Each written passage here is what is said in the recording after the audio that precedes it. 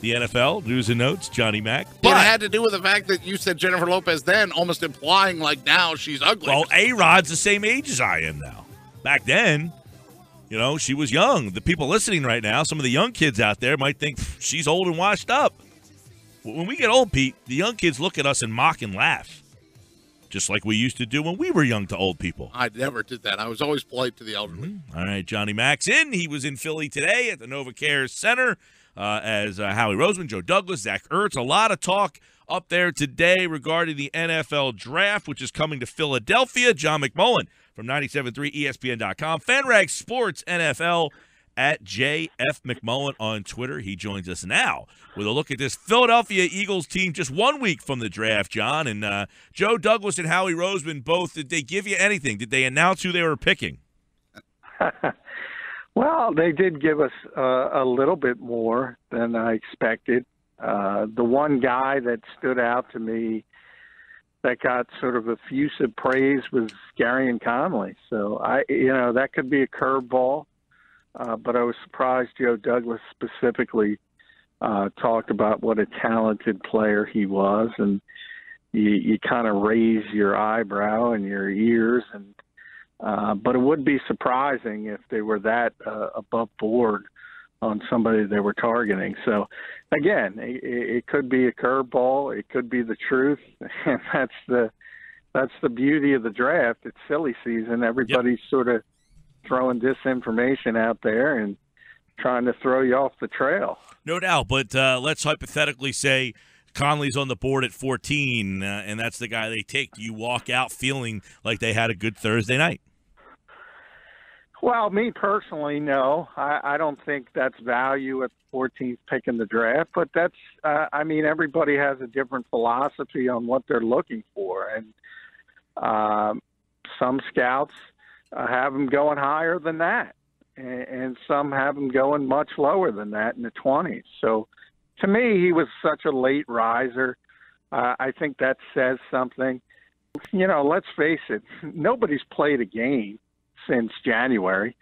So when you talk about these late risers in the process, it has nothing to do with what they did on the football field. It has to do with other things.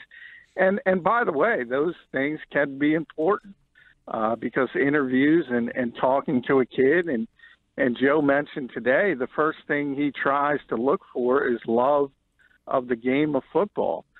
Do you really want to do this? Do you have the desire to play? So those things are meaningful, but I tend to be personally wary about those late risers. Yeah, that's an interesting, point there that you don't hear all that much. Like, do you love playing this game? Is this something you can see yourself doing for 8 to 10 years? And I think sometimes that gets lost in this process. Yeah, and it is important, and it's more important today than ever before because you've seen, not a lot, but you've seen some younger players walk away from the game before they have to because of the concussion worries and long-term health effects. Chris Borland would be the most notable example, who was a heck of a linebacker during his rookie year with San Francisco, just walked away from the game. And so I think that love of football is more important to scouts now than it ever has been before. And that's one of those intangibles, obviously, you can't measure easily.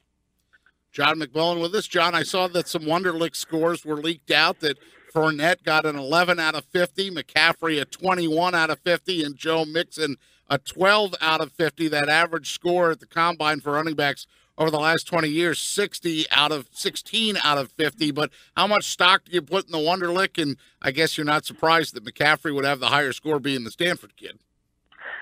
No, I'm not, but that's really bad for a Stanford kid, to be honest. I mean, you kind of expect the lower scores from football factories, and when you see somebody coming from Stanford, you almost expect to see somebody in the 30s. So I wasn't impressed with that. As you know, if you want to make the comparison, obviously it's better than a 10 or 11, but typically, when you're at a high-level school like that, you'll have a higher score. But look, there's a difference between football IQ and sort of book smarts.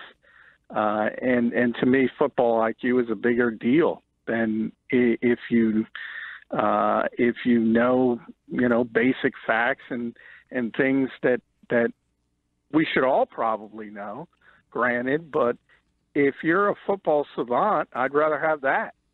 And so I think you have to cull through the prospects and see what they know about football more than a Wonderlic test. Just for a couple other numbers to throw out, Zach Ertz, for example, got a 26 on his Wonderlic test, and Andrew Luck had a 37, if you want to go through previous Stanford athletes and how they did. I feel like I would not score very well on that test. Well, then you must not be smart. Yeah. Well, I'm not saying that I am. I'm not claiming to be smart. I was not a good standardized test taker. Can I tell a quick story? Speaking of tests, there was speaking of these tests and why I don't put a huge amount of stock in them. There's probably people out there that think I'm a complete idiot, which is fine. There was a test at West Virginia called the Journalism Qualifying Exam, the JQE. Okay. You had to pass that test to go on to the next step of the journalism school. Well, I failed it like multiple times, and if you only offered it one time a semester, so if you failed it once, you were screwed. You were stuck. After I failed it twice, I said, I'm not taking this again. Here.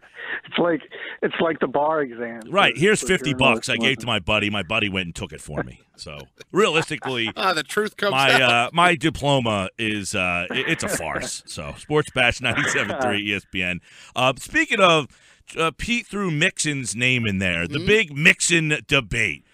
John, give us where you stand on that and where the Eagles stand on that, because it seems like every 15 minutes he's on their board, he's off their board. He's on their board, he's off their board. Lurie says you could take him, he's off their board. Go ahead and do whatever you want, he's off their board. So, Joe Mixon, on the Eagles board, any interest there? Give us your insight and your take on the big Joe Mixon situation that is kind of looming over this draft.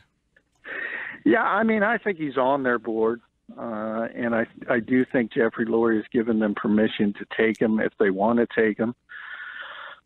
Certainly, obviously, it's not going to be in the first round. It would start in the second round and move down from there. He's had already an up and down week. There was the news was out there, but it broke in a bigger way that there was a second allegation dating back to high school, and then that was recanted. So that didn't turn out to be true, and now that makes things a little easier for Mixon again. It depends. I mean, this is a tough market generally for controversy, but the Eagles have shown, most notably with Michael Vick, that they're willing to take on these chances and give people second chances if they feel it can help the football team and feel they're worthy. So I think he is on their board, whether they take him or not. That depends on how draft night falls.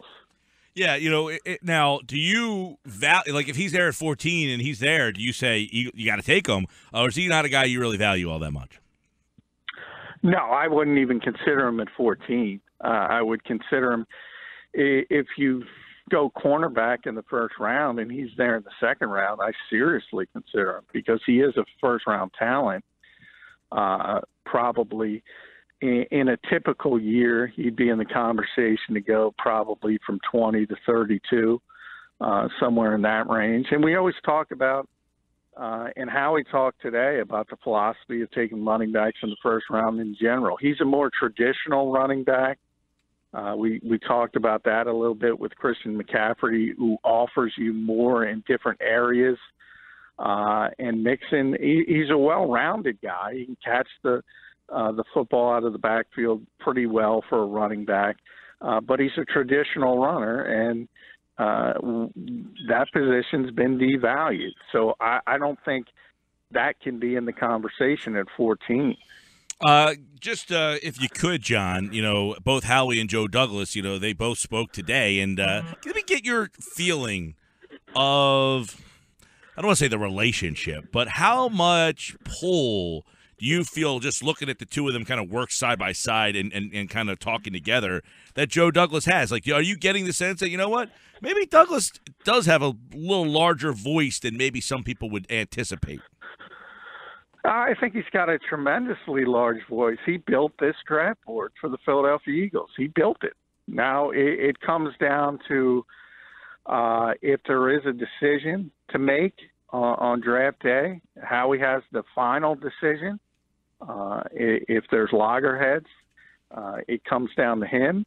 So if there's two sort of evenly matched players and they have to pick one, and maybe Doug wants one guy, Joe thinks another guy is a better fit, Howie gets to make that decision as the head of the department, the executive vice president of football operations. But there's no question Joe Douglas built this draft board for the Philadelphia Eagles, and I think that's a good thing because his resume is pretty impressive, and where he's learned and being under Ozzie Newsome for so many years, I think that's positive for the Eagles. Yeah, then one thing is for sure that a lot of people, I saw something yesterday, I think Howie Roseman, since 2010, when he's been the GM in some sort of capacity via name, the 1 year that he wasn't, obviously, with Chip Kelly, but the Eagles are 56-56 with an 0-2 record in the playoffs. So there was the GM ratings the other day. I think Roto World put them out, and he was like number 20. So there's not a lot of excitement or trust in Howie, the drafter. But Joe Douglas, the drafter, who we don't know all that much about, it seems that there might be more, more intrigue, at least in this draft, with someone else running it. Yeah, there is. I mean, I think if you look at it logically, a lot of that has to do with the quarterback, let's be honest, and the fact that the Eagles have struggled and become a mediocre football team in the post-Donovan McNabb era. It comes down to that. And if Carson Wentz is a franchise-level quarterback at some point in the next year or two and develops into that, that number will start to shift in a positive direction, the wins and losses. I think, I wrote today on 973ESPN.com, if you look at the Eagles' common sense, I mean, the last three times they picked in the teens, they've done very well with Fletcher Cox and Brandon Graham. Took a while with Brandon Graham, Jeremy Maclin, players like that. Whereas if you go down in the 20s, the most recent picks are Nelson Aguilar, Marcus Smith, Danny Watkins, players like that. So it's a mixed bag, but the Eagles have generally done very well when they're picking in that 10 to 20 range. John McMullen with us. John, if you were in charge, who would have to be gone for you to then take a corner with that 14th pick? Or are there still some corners that you would take at number 14? Yeah, I mean, that's interesting because I think there's some talk that Marcus Lattimore might start to fall because he's having these hamstring issues. I think if that were to happen, I think it's a no-brainer. And then I've talked about Sidney Jones in the past. Unfortunately, he tore his Achilles at his pro day. I think he would have been a perfect fit at 14. He would have been right in that area as far as a prospect rated. And now you have a lot of good cornerbacks, but some are getting pushed up the board because of needs and obviously things like that. And you start talking about Conley and Humphrey. And I just don't think the value is there at 14 for players like that, especially when you consider how deep the position is as a whole. And you could probably get a similar level prospect, not quite as good, but similar in the second round. And generally, if you think about Jim Schwartz's defense as a whole, he plays a lot of zone. So you can mask some deficiencies on occasion. And you don't necessarily need a bump and run quarterback like Patrick Peterson. So I'm not sure the value's there if you can't get Lattimore, and obviously Jones is not in the equation. So Zach Ertz also spoke today, a Stanford product himself, and he kind of hinted at, hey, couple things that I thought were interesting from Zach Ertz. One, if the Eagles want to bring in O.J. Howard, hey, bring on more talent to the offense. So I'll get your thoughts on that. If O.J. Howard, a tight end, many of which think this might be the best tight end in some years that has been into the in the draft pool, do you pull the trigger on O.J. Howard at 14? I would. But I don't think it's going to be a problem because I don't think he's going to be there. I would be stunned if he lasted that long. But if he did, yeah, I think that's a situation where he's so good, and that's tremendous value at that particular position. And then you have to sort of just take the best player and let the chips fall where they may, and you have to see what Doug Peterson's going to do, because we've seen him for a full NFL season. We kind of know that he prefers using 11 personnel as his base offense, which is 3 wide receivers and 1 tight end. Obviously, if you have O.J. Howard and Zach Ertz, you would think you'd want to play more 2 tight ends on offense, and you have to see how things shake out as far as that goes. But he's so talented, if somehow, by some twist of fate, that he fell to 14, I don't think you could ignore him. Ertz also called McCaffrey Darren Sproles 2.0, so it sounds like Zach Ertz is on the Christian McCaffrey train as well. Yeah, I mean, I hear that comparison a lot, but I don't see it, just from the fact that, you know, Darren's 5'6". I mean, he's limited just because of that, and he always has been. Now, he's a tremendously explosive player, tremendously talented player, tremendously versatile, but he was never a bell cow back simply because size would now not allow him to be that. I think Christian McCaffrey could be much more than that in the NFL. I think he could be a 3-down back, and that's why the value is much greater. Hey, I was just going back to something you said earlier about Conley, because I was reading some things that Joe Douglas said that stands out, and one of which that really kind of stands out from his, some of the things he said was that one of the best leaders on their team, on their defense, I think that is something to take under consideration, too, that the Eagles are looking for those kind of players. You talk about good guys and Mixon and whether or not he's even on their draft board. You got Conley from Ohio State and the Joe Douglas verbally saying he's one of the best leaders on their team. That sounds like big-time check mark.